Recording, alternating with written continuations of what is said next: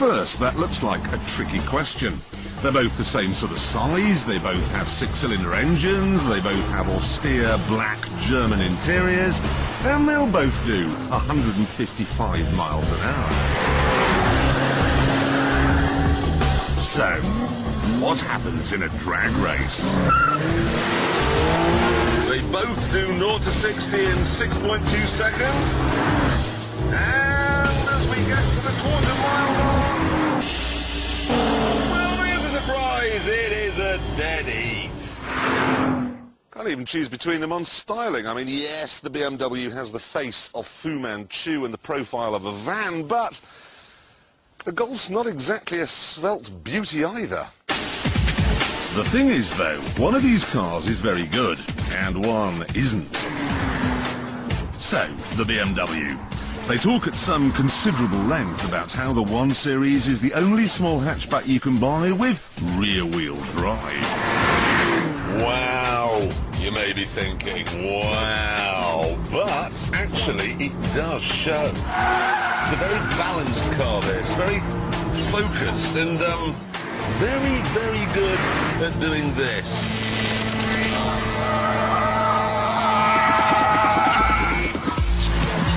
Oh, and of course it's very, very slippery today, which makes it even more fun. Front wheel's doing the steering, rear ones are doing the propulsion. No multitasking here, and that's a good thing.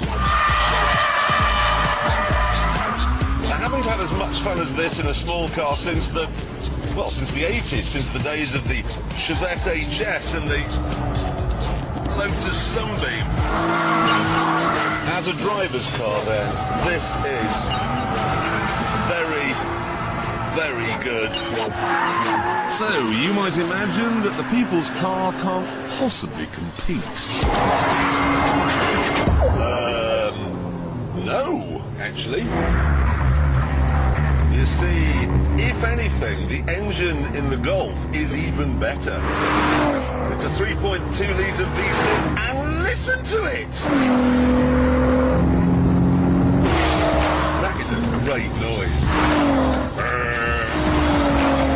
Doesn't have quite as much power as the one you get in the BMW, but there's more torque, which makes it feel more meaty. This is the full Sunday roast, this one.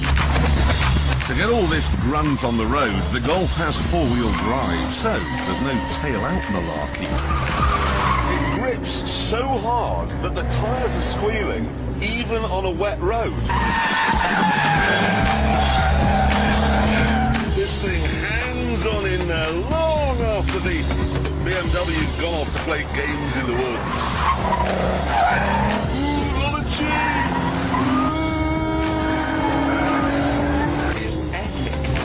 That said, the BMW is more fun, and if the track is dry when we give these cars to the Stig, I really do think it'll be quicker. So far then, it's looking good for the BMW. And there's more. Even though this is the sporty version with the sporty suspension, it rides more smoothly than the diesel version I drove earlier in the year. And under here, look, there's a little slot that you can plug your iPod into, if you can find a shop that sells the right lead. Which I can't. Probably because I've been looking at Dorothy Perkins. But then I'm afraid everything starts to go horribly wrong. You see, a worrying amount of the toys are optional extras. You even have to pay £1,700 for the M-Sport pack, which, so far as I can see, gives you some perforated leather on the handbrake and lots of M badges. But not much else. The actual on-the-road price of this car is £31,000. That is a colossal amount of money, especially as it isn't even a proper hatchback. I mean, look, they give it back doors, but I have no idea why, because look at that legroom. Who is going to be able to fit in here? Look. Look. Even Hammond would struggle. And don't think that they've pinched space from there so it can have a big boot, because you couldn't even get a tortoise in there. As a practical way of moving your family and your belongings around, the 130 then works about as well as a goat. Park one of these on your drive and your neighbours won't think, that's an expensive car, he must be doing well. They'll think, that's an expensive car, he must be bonkers. So, now let's look at the R32.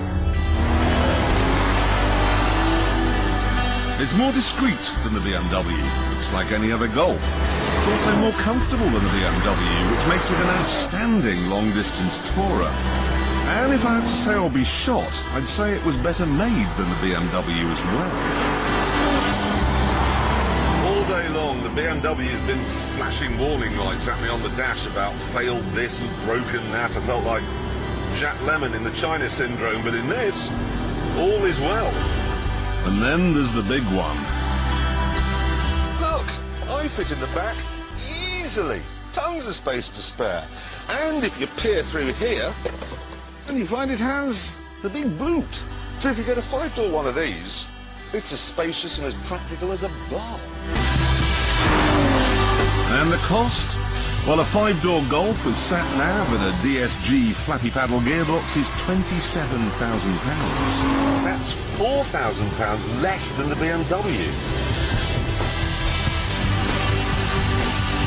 So there you are. These cars aren't the same at all. The ugly, cramped and ridiculously expensive BMW beats the Volkswagen on a track. But the Golf hammers it everywhere else.